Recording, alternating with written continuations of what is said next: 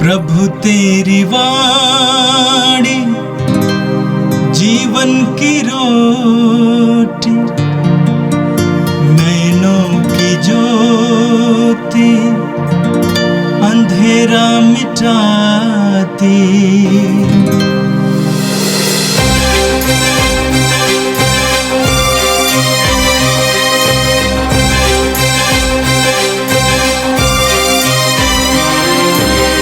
प्रभु तेरी वाणी जीवन की रोटी, नैनों की ज्योति अंधेरा मिटाती। प्रभु तेरी वाणी जीवन की रोटी, नैनों की ज्योति अंधेरा मिटाती। वाणी वाणी वाणी वाणी वाणी पवित्र है, शाश्वत है, जीवन का मन्ना है। 28 मार्च गुरुवार। पहला पाठ निर्गमन ग्रंथ अध्याय 12 पद संख्याएं 1 से 8 और 11 से 14 तक। प्रभु ने मिस्र देश में मूसा और हारून से कहा, यह तुम्हारे लिए आदिमास होगा। तुम इसे वर्ष का पहला महीना मान लो। इस्राएल के सारे समुदाय को यह आदेश दो, इस महीने के 10वें दिन हर एक परिवार एक एक मेमना तैयार रखेगा। यदि मेमना खाने के लिए किसी परिवार में कम लोग हो तो ज़रूरत के अनुसार पास वाले घर से लोगों को बुलाओ। खाने वालों की संख्या निश्चित करने में हर एक की खाने की रुचि का ध्यान रखो। उस मेमने में कोई दोष ना हो, वह नर हो और 1 साल का, वह भेड़ा हो अथवा बकरा। महीने के 10वें दिन तक उसे रख लो। शाम को सब इस्राएली उसका कत्ल करेंगे। जिन घरों में मेमना खाया जाएगा, दरवाज़ों की चौखट पर उसका लहू पोत दिया जाएगा। उसी रात को बेखमीर रोटी और कड़वे साग के साथ मेमने का भुना हुआ मांस खाया जाएगा। तुम लोग चप्पल पहनकर, कमर कसकर तथा हाथ में डंडा लिए खाओगे। तुम जल्दी जल्दी खाओगे क्योंकि यह प्रभु का पास्का है। उसी रात मैं प्रभु मिस्र देश का परिभ्रमण करूँगा। मिस्र देश में मनुष्यों और जानवरों के सभी पहलौठे बच्चों को मार डालूँगा और मिस्र के सभी देवताओं को दंड दूंगा। तुम लहू पोत कर दिखा दोगे कि तुम किन घरों में रहते हो। वह लहू देखकर मैं तुम लोगों को छोड़ दूंगा। इस तरह जब मैं मिस्र देश को दंड दूंगा, तुम विपत्ति से बच जाओगे। तुम उस दिन का स्मरण रखोगे और उसे प्रभु के आदर में पर्व के रूप में मनाओगे। तुम उसे सभी पीढ़ियों के लिए अनंत काल तक पर्व घोषित करोगे। यह प्रभु की वाणी है। संत योहन के अनुसार पवित्र सुसमाचार अध्याय 13 पद संख्या 1 से 15 तक। वो पास्का पर्व का पूर्व दिन था। यीशु जानते थे कि मेरी घड़ी आ गई है। अब मुझे ये संसार छोड़कर पिता के पास जाना है। वे अपने शिष्यों को जो इस संसार में थे प्यार करते आए थे और अब अपने प्रेम का सबसे बड़ा प्रमाण देने वाले थे। शैतान ब्यारी के समय तक सीमोन इस्करियोती के पुत्र यूदस के मन में यीशु को पकड़वाने का विचार उत्पन्न कर चुका था। यीशु जानते थे कि पिता ने मेरे हाथों में सब कुछ दे दिया है। मैं ईश्वर की जगह से आया हूँ और ईश्वर के पास जा रहा हूँ। उन्होंने भोजन पर से उठकर अपने कपड़े उतारे और कमर में अंगोछा बांध लिया। तब वो परात में पानी भरकर अपने शिष्यों के पैर धोने और कमर में बंधे अंगोछे से पोंछने लगे। जब वो सीमोन पेतरुस के पास पहुंचे तब पेतरुस ने उनसे कहा, प्रभु, आप मेरे पैर धोते हैं? यीशु ने उससे उत्तर दिया, तुम अपनगी समझते हैं कि मैं क्या कर रहा हूं, बाद में समझोगे।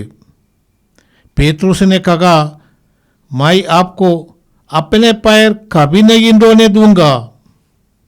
यीशु ने उसे उत्तर दिया, यदि मैं तुम्हारे पैर न धोऊं तो तुम्हारा मेरे साथ कोई संबंध नहीं रह जाएगा। इस पर सीमोन पेतरुस ने उनसे कहा, प्रभु, तब तो मेरे पैर ही नहीं, मेरे हाथ और सिर भी धोइए। यीशु ने उत्तर दिया, जो स्नान कर चुका है उसे पैर के सिवा और कुछ भी धोने की जरूरत नहीं। वो पूर्ण रूप से शुद्ध है। तुम लोग शुद्ध हो, परंतु सबके सब नहीं। वो जानते थे कि कौन मेरे साथ विश्वासघात करेगा, इसलिए उन्होंने कहा, तुम सबके सब शुद्ध नहीं हो। उनके पैर धोने के बाद वो अपने कपड़े पहनकर फिर बैठ गए और उनसे बोले, क्या तुम लोग समझते हो कि मैंने तुम्हारे साथ क्या किया है? तुम मुझे गुरु और प्रभु कहते हो और ठीक ही कहते हो, क्योंकि मैं वही हूं। इसलिए यदि मैंने प्रभु और गुरु होकर तुम्हारे पैर धोए हैं तो तुम्हें भी एक दूसरे के पैर धोने चाहिए। मैंने तुम्हें उदाहरण दिया है, जैसा मैंने तुम्हारे साथ किया वैसा ही तुम भी किया करो। यह प्रभु का दिव्य सुसमाचार है। क्रिस्त प्रभु की जय। प्यारे भाइयों बहनों, आज हम प्रभु के महान बलिदान के पूर्व संध्या में इकट्ठे हुए हैं। आज के दिन सुबेरे मिसा नहीं होती। कैथोलिक लतीन जो रीति रिवाज से पूजन पद्धति से मिसा बलिदान होता है, उन चर्चों में आज सुबेरे मिसा नहीं, शाम के समय मिसा होती है। इस समय हम यीशु के अंतिम भोज को याद करते हैं और उसके दुहराते हैं। यहूदियों का पर्व था, उनके सबसे मुख्य पर्व था पास्का पर्व, जिसके बारे में आज के प्रथम पाठ में हमने सुना है। पास्का ये यूनानी शब्द है। यहूदी भाषा में इसको पेसखा बोलते हैं, हिब्रू भाषा में अर्थ है पासओवर। पासओवर का अर्थ है कि इधर से उधर उड़ान भरना, गुजर जाना। ये उस संदर्भ में मैंने उस घटना की ये यादगारी में मनाया जाता है। यहूदियों के मिस्र देश से आज़ादी की ओर उनका ये यात्रा, उसमें जैसे आज के प्रथम पाठ में हमने सुना है, ईश्वर ने मूसा को और मूसा के द्वारा यहूदियों को आदेश दिया कि तुम्हारे लिए ये तुम्हारा वर्ष का ये पहला महीना होगा और इस्राएल के सब लोग ये त्योहार अपने पगले महीने का 10वां दिन से शुरू करेंगे। यहूदी ये त्योहार इस्राएल में 7 दिन मनाते हैं और इस्राएल के बाहर 8 दिन मनाए जाते हैं। और उस घटना की यादगारी में ये लोग आजकल ये त्यौहार मनाते हैं, इसको ये लोग सैदर बोलते हैं। भोजन जो पास्का भोज को सैदर बोलते हैं, इस्राएल में ऐसा वो लोग बोलते हैं सैदर, एक पास्का भोज। ये पास्का भोज उस घटना के यादगारी में है, मिस्र से उनकी आज़ादी की जानकारी। ईश्वर ने चमत्कार के द्वारा उनको वहाँ से आज़ाद किया था। यहूदियों को कहा गया कि तुम लोग उस दिन एक निर्दोष मेमना का वध करोगे और उसका मांस को भूनोगे और खाओगे और उसका खून अपने घर के दरवाजे के चौखटों पर लगा देगा, पोत लेगा। यहूदियों को उस खून देखकर ईश्वर की आत्मा उनको बचाएंगे और गैर यहूदियों को जो मिस्री है उनको उनके पायलटों को मारेंगे। पूरे इस मिस्र में पायलटे मारे गए, इंसान का और जानवरों का ऐसा एक बड़ी बर्बादी वहाँ पर हुई। इस कारण फरोन जो राजा है, सम्राट है, उसने यहूदियों को जाने दिया और यहूदियों की आज़ादी जो गुलामी में 400 वर्ष तक पड़े हुई जनता अब आज़ाद होकर निकलते हैं और उनको लाल समुद्र पार करके आज़ादी के प्रदेश में पहुंचना है। और उस घटना के यादगारी में ईश्वर ने आदेश दिया था यहूदियों को इसको त्योहार के रूप में मनाना, पीढ़ी दर पीढ़ी संसार के अंत तक तुमको ये मनाना है। यीशु ने उस अवसर को चुना था अपने शिष्यों के साथ भोजन करने के लिए। और आज के सुसमाचार में हम इस घटना के बारे में पढ़ते हैं। यदि भी यौवन के सुसमाचार में परम प्रसाद की स्थापना के बारे में कुछ लिखा नहीं है। यौवन वहाँ पर मौत और बातों पर देते हैं क्योंकि यौवन का सुसमाचार सबसे आखिरी में लिखा गया था। इसलिए जो कुछ दूसरे लोगों ने लिखा है यौवन उन अधिकांश बातों को छोड़ देते हैं। उनमें से एक है परम प्रसाद की स्थापना। दूसरे प्रेरित जो सिनॉप्टिक गॉस्पेल है, ये मार्कुस, लूकस और मत्ती, ये तीनों और पौलुस भी जो आज के दूसरे पार्ट में हम सुनेंगे, अपने पत्र में कुरिन्थियों के नाम पत्र में भी अंतिम व्यालु की स्थापना के बारे में, परम प्रसाद की स्थापना के बारे में लिखते हैं और हमें जानकारी देते हैं क्या हुआ। आज के जो सुसमाचार में हम देखते हैं यीशु ने अपने शिष्यों को बुलाया और उस समय आ गया। यीशु जानते अपनी घड़ी आ गई है। यीशु ने बार बार कहते अभी मेरा समय नहीं आया। शैतान में भी कहा था, ये शैतान यीशु की परीक्षा लेने वाले थे। जैसे हम जो लूकस का सुसमाचार अध्याय 4 पद संख्या 13 में पढ़ते, इस तरह सब प्रकार की परीक्षा लेने के बाद शैतान निश्चय समय पर लौटने के लिए ईसा के पास से चला गया। अभी वो शैतान आता है और शैतान प्रवेश करता है जूदास के दिल में। यीशु ने शिष्यों को रोटी तोड़कर दे दिया था कि मेरा शरीर है, ले वो खाओ। जूदास ने भी खाया यीशु के द्वारा दिया गया वो रोटी का टुकड़ा। और जोगन कहते हैं वो अंधेरे था। जोगन कहते हैं शैतान जूदास में प्रवेश किया। शैतान का समय आ गया और यीशु को क्रूस पर सबों के पापों के प्रायश्चित के रूप में मरने का समय आ गया। और यीशु जानते थे कि हमें मेरा समय आ गया, इसलिए यीशु ने अपने शिष्यों को इकट्ठा किया। जो उनका सुसमाचार अध्याय 13 में पढ़ते हैं, यीशु जानते थे कि मेरी घड़ी आ गई।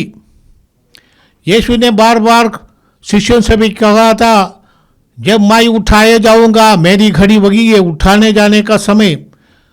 जो उनका सुसमाचार अध्याय 3 पद संख्या 14 में प्रभु कहते हैं कि जब मैं उठाया जाऊंगा तब पूरे दुनिया को मेरी ओर आकर्षित करूंगा। प्रभु ने कहा जिस तरह मरुभूमि में सांप को ऊपर उठाया था उसी तरह मानव पुत्र को भी ऊपर उठाया जाना है, जिससे जो उसमें विश्वास करता है वो अनंत जीवन प्राप्त करेगा। मरुभूमि में जैसे मूसा ने सांप को उठाया था, क्योंकि ये लोग वहाँ पर प्लेग लग गया था, महामारी, बहुत लोग मारे गए थे, और ईश्वर ने मूसा से कहा कांस का 2 सांप का प्रतिमा बनाओ और उसको लगाओ।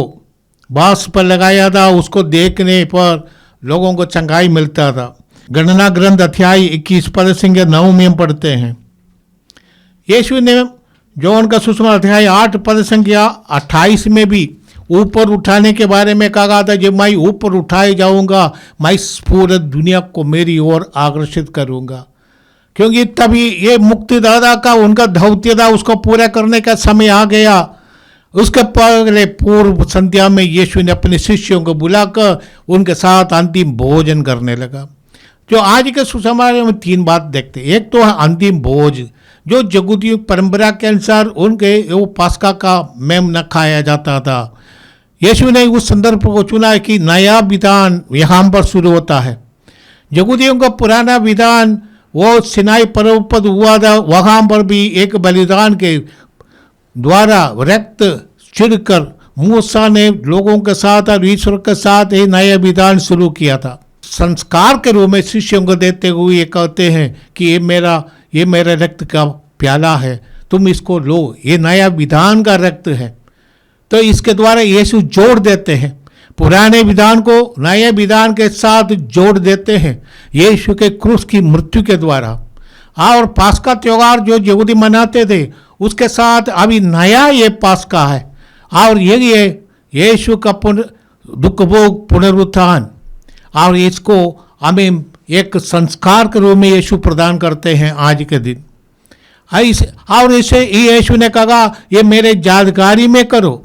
इसके अनुसार कलीसिया मानती है, इसके अनुसार प्रभु यीशु ने पुरोहिता की भी स्थापना की, क्योंकि ये संस्कार चलाने के लिए, उसको जारी रखने के लिए जो आदेश दिया गया था शिष्यों को, और उसके द्वारा हम मानते हैं उनको अभिषेक दिया था पुरोहित के रूप में। कलीसिया इस तरह आज की घटना से 2-3 बातें समझती हैं। परंतु जोगन आज हमारे सामने रखते हैं एक और बात, किस तरह ये त्योहार मनाया जाना चाहिए। यीशु ने अपने शिष्यों का पैर धोकर उनसे कहा, जिस तरह मैं तुम्हारे प्रभु और ईश्वर होते हुए भी तुम्हारा पैर धोया है, उस तरह तुम भी एक दूसरे का पैर धोना है। तुम्हें भी ये पैर धोना है, एक दूसरे की सेवा करना है, निस्वार्थ सेवा।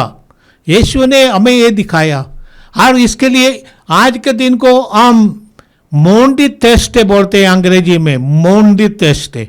मोंडी ये शब्द इसलिए मंदातुम, जो लैटिन भाषा में मंदातु के आज्ञा, यीशु ने एक नई आज्ञा आज के दिन दिया था अंतिम वैल्यू के अवसर पर। वो नई आज्ञा है, जिस तरह मैंने तुमको प्यार किया तुम भी एक दूसरे को प्यार करो।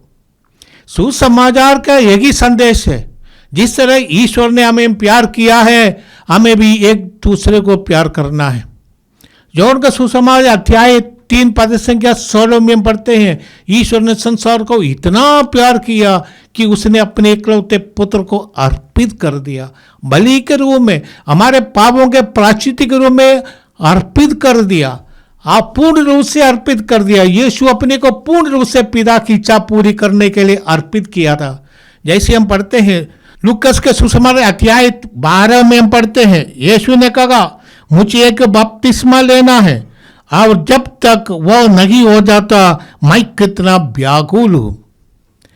प्रभु यीशु ने अपने शिष्यों से कहा मैं पृथ्वी पर आग लेकर आया हूं, और मेरी कितनी अभिलाषा है कि वह अभी धधक उठे। मुझे एक बपतिस्मा लेना है, और जब तक वो नहीं हो जाता मैं कितना व्याकुल हूं। यीशु के जो क्रूस पर मृत्यु, ये यीशु के लिए एक बपतिस्मा है, उनके मिशन की पूर्णता है, वो करने के लिए आए थे। इसलिए कहते मैं बहुत व्याकुल हूँ उस घटना के लिए, उस समय के लिए मैं ललायित हूँ, मैं उसको पूरा करने के इच्छुक हूँ। प्रभु ने कहा मेरा एक भोजन है, पिता की इच्छा पूरी करना। आप पिता की इच्छा पूरी करना हमारे लिए क्रूस पर मरना था, यीशु ने ये किया। परंतु उसके पूर्व संध्या में शिष्यों के साथ भोजन करते वक्त, जैसे आज के दूसरे पाठ में संत पौलुस कुरिन्थियों के नाम पत्र में लिखते हैं, पौलुस उस समय शिष्यों के साथ नहीं था, पौलुस शिष्यों के साथ नहीं था, परंतु पौलुस कहते हैं जैसे मैंने प्रभु से सुना और आप लोगों को ये बताया कि जिस रात प्रभु यीशु पकड़वाए गए, उन्होंने रोटी लेकर धन्यवाद की प्रार्थना पढ़ी और उसे तोड़कर कहा ये मेरा शरीर है, ये तुम्हारे लिए है, ये मेरी स्मृति में किया करो। जिस तरह मत्ती और लूकस ने और मार्कुस ने अपने सुसमाचार में हमें बताया है, इसी बात को पौलुस भी हमें बताते हैं।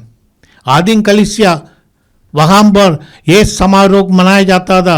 आदिम कलीसिया में इसको प्रभु भोज बोलते थे, प्रभु भोज में भाग लेना। यहाँ कहते हैं ब्रेकिंग ऑफ ब्रेड, मैंने रोटी तोड़ना। ये अर्थ यही है कि हम विश्वासी एकजुट एक साथ आते थे प्रभु की स्मृति में, ये मनाए जाते थे कि ये ब्रेकिंग ऑफ ब्रेड या प्रभु भोज यीशु के उस पावन बलिदान के स्मृति में। अब पौलुस आगे कहेंगे जो कोई इस रोटी को अयोग्यता से खाते हैं वो यीशु के शरीर और रक्त के लिए जिम्मेदार है। इसका अर्थ है आदि कलीसिया में परम प्रसाद जो हम मानते हैं, परम प्रसाद प्रभु का शरीर और रक्त जो रोटी और दाखरस के रूप में हम मनाते हैं, वो यीशु का शरीर है, यीशु का रक्त है।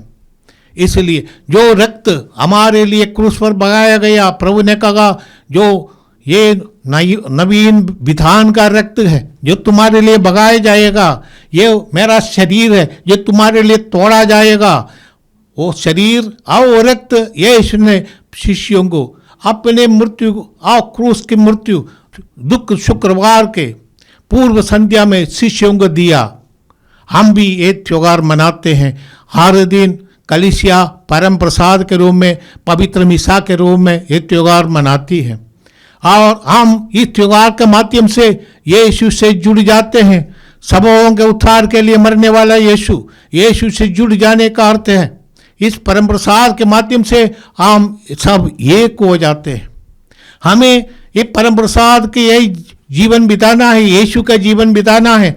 इसलिए मिसा के अंत में कहते हैं ईते मिसायत, लैटिन भाषा में कहते हैं ईते मिसायस्त, जाइए अब मिसा हो गया। इसका अर्थ है आप जाइए और मिसा का जीवन, अपने अनुदिन का जीवन में मिसा का जीवन जिए। मिसा का जीवन हमें जीना है, मैंने हमें सेवा के द्वारा और प्रेम के द्वारा संसार के लिए यीशु के जैसा बलि बन जाना पड़तेगा, अपने को शून्य बनाना पड़तेगा। सेवा के द्वारा यीशु ने ये आदेश अपने शिष्यों को दिया था। आइए हम प्रार्थना करें आज के महान दिन के लिए। हम प्रभु को धन्यवाद देते हुए हम प्रभु की स्तुति करते हैं। प्रभु को हम इस दिन के लिए धन्यवाद देते हैं अपने पुत्र यीशु के लिए, और जो शिक्षा प्रभु ने हमें दी है, जो आदर्श प्रभु ने हमारे सामने रखा है, उसको जीने के लिए प्रभु हमें शक्ति दे। आइए हम प्रार्थना करें, कहे प्रभु हम लोग बलहीन हैं, हम छोटे मोटे लोग, हम संसार में रहते हैं, हमारा मार्गदर्शन कर यीशु के पवित्र वचन के द्वारा और पवित्र साक्रमेंट से संस्कार है, विशेष करके परम प्रसाद का संस्कार, ये हमें नया बना दे। पास का त्योहार मनाने करते हम नया बन जाए और नई सृष्टि बने। ये प्रभु हमें शक्ति दे कि हम यीशु के साथ इस त्योहार का मनाए और पास का जो प्रभु का पुनरुत्थान का त्योहार है वो पुनर्जीवित यीशु के साथ हम भी पुनर्जीवित होकर नई सृष्टि बन जाए। ये प्रभु एक कृपा में दे, हमारे प्रभु क्रिस्त के द्वारा, आमीन। प्रभु तेरी वाणी जीवन की रोटी, नैनों की ज्योति अंधेरा मिटाती। वाणी वाणी वाणी वाणी वाणी